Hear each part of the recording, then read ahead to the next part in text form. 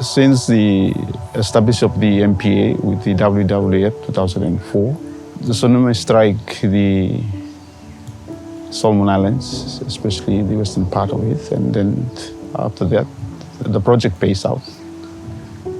We Nusa Tuva lost many properties. We damaged all the mangroves.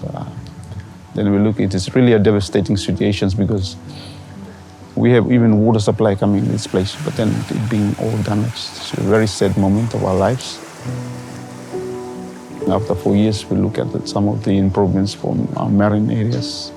Then we discussed what's the way forward, and we come out the idea of getting the association, and not only to do conservation, but to the other development part of that is the livelihood. 80% of the people here in Solomon Islands, they are resource owners. All the resources they have at the community is not owned by government, but it is owned by people, both the land and the sea. So it is good that the community have to lead for this conservation work. From population increase, and me fall look my stock block at a resource block, me fall me start for Gordon. From that one, now me think for making change.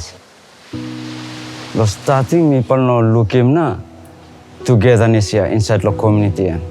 But through this fall program, me look him changes where me fall everyone me fall hand in hand together, and me fall look him that bring him togetherness inside the community block me fall.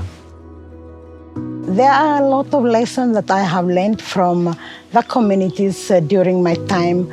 People didn't really want to do conservation because they are in touch with the environment, and they say that they own the resources. As time goes on, we change the approach on how we work with the communities. That is where we started with the financial inclusion component, where we're trying to integrate community-based fisheries management into sustainable livelihood options.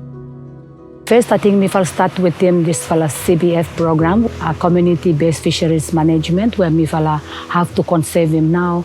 All the things we stop inside law, resources law sea, where we will garem and also law land.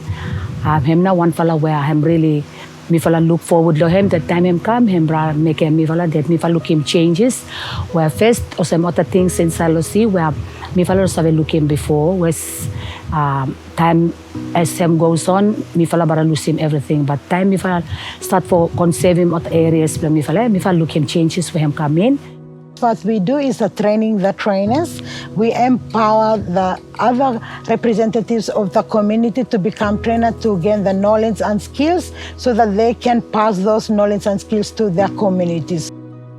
We learn a lot through this sea grape side law, the monitoring and how for me for a community by work together for so we keep him to other resources blow me fala and even him benefit blow its individual family, so me fala everyone happy about him and me fala work together. Yeah. So through the sea grapes or the resource when me fala got him really help him na savings blow me fala, because me fala no got him anything ma fumba me fala sabi any money lo him like other resources lo see when me fala got him stuck at too much. Yeah.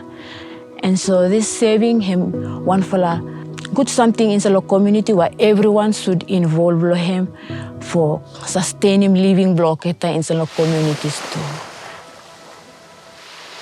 The women, they have knowledgeable about on how they can manage their own money. They have saving clubs. They save their money on with other women, and they have the loan component. And those women, they have good money to start with the small businesses to support them to pay for school fees, to buy for the priority needs for the family, and also supported their communities. That when they manage their resources, they have enough fish, enough sea grapes. Example for Sairagi, they concentrated on the sea grapes. They have enough resources there to harvest, to go and sell at the market, and the income to save some money and also to use for their family. Looking at, you cannot really make decisions by yourself. You have to include a governing body, and from there we know exactly how to set priorities and move the community forwards. We have a 5-year no-regret strategy planned. And after every 5 years, we assess it, which is the achievement, which is not being achieved, where are the things that we need to really fix. This is actually part of the model which we are trying to ensure that the younger people get on board the things that we have from the past on the ideas. Because it just really become exclusive. It must be inclusive in making a lot of people involved in decision makings. And so you can see all these young rangers working here. They are younger people. Some of them informally trained. Some will just get on board. We will try to train them up. So we are doing it for the good of our community. Me feel like for looking the healthy reef, me feel like looking more stock blow fish inside the reef blow me feel like for looking the more stock blow sea grapes inside the reef blow me so that them sabe meet him na needs and wants inside the family where the fast me feel no sabe meet him. You sabe you miss the community and you may not say what na him stop outside the world, but time all this program him come in, him help him, him change him the mindset of the people, and then other people just look him and realize him that this is a good program and this is the way forward for Mifala, so that Mifala by adopting all these changes too, so that Mifala can live in a happy community and for protecting other areas of Mifala and for livelihoods of Mifala Lohialo community of Mifala. I think over the period of 20 years and until today, I'm just really happy that creating a model and everybody sees what's ahead in mind and bringing things there is something that's amazing to me.